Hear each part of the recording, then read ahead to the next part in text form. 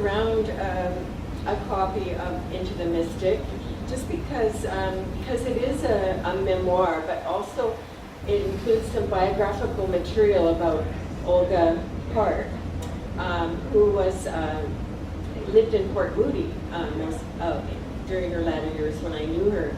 And I'll tell you more about her, but there are a number of photos of her in here, of me with her, of her art, and I just think it kind of brings it to life to just leaf through and look at some of the photographs. So I'll just pass that around, and then somebody can bring it back at the end of the session. So, and I want to thank Poetry New West and Candace and all the organizers who've helped put this together and who do such a superlative job of supporting the arts here in the City of the Arts, New Westminster, where I taught at Douglas College for 23 years. Oh, wow. So, and I have a 98-year-old friend I visit regularly here, so, wow. And quite a few friends here. So I still feel really connected to the city.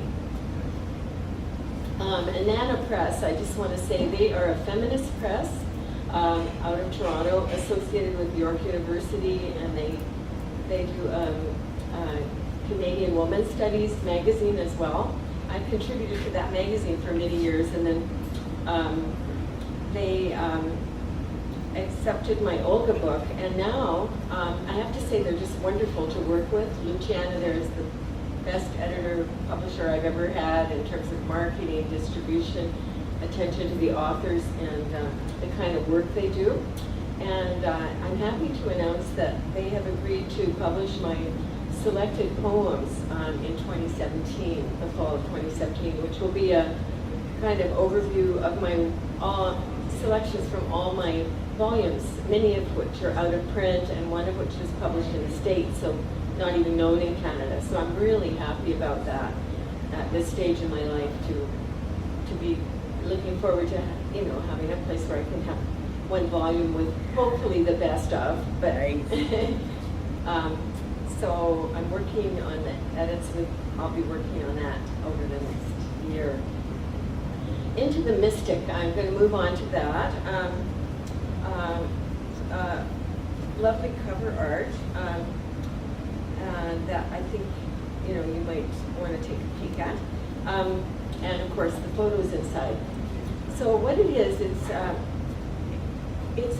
it tells the story of my relationship with Olga Park, who was born Mary Olga Bracewell, and she was from the Yorkshire Dales of England. And I was just there this summer visiting her birthplace, where she was raised as a girl in Gargrave, which is a very small village. And I ran into, fortuitously, the head of the Gargrave Heritage Society, who did a lot of research for me subsequently, and sent me photos and census records of Olga's family, more history.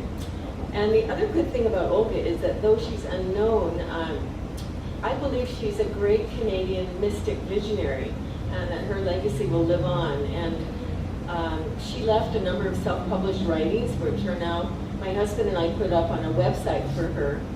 If you go into www.olgapark.ca, you'll find all of her unpublished writings, some of which were published, and put into alternative bookstores during her lifetime.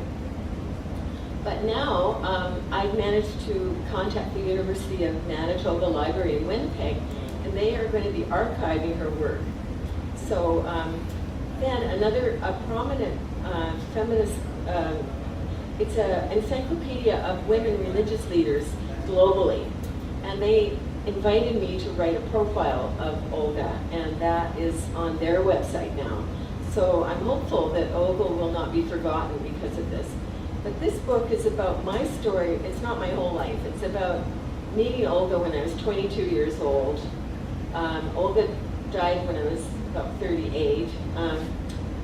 My husband and I both became very involved with her as sort of our spiritual mentor, our guru, if you will. And we visited her regularly, and were very influenced by her thought, her stories of her mystical experiences throughout her life, which she mostly kept to herself till her later years, till she was in her late 70s. And then she started to tell them to small people, not groups, but individuals who would come to hear about her. They'd hear word of mouth about her. So I'll read a little bit from the bio sketch, which is written in a more third-person narrative voice. Other parts of the memoir are my story, my memoir of episodes of meeting her, what she was like, and at different stages in her life and mine.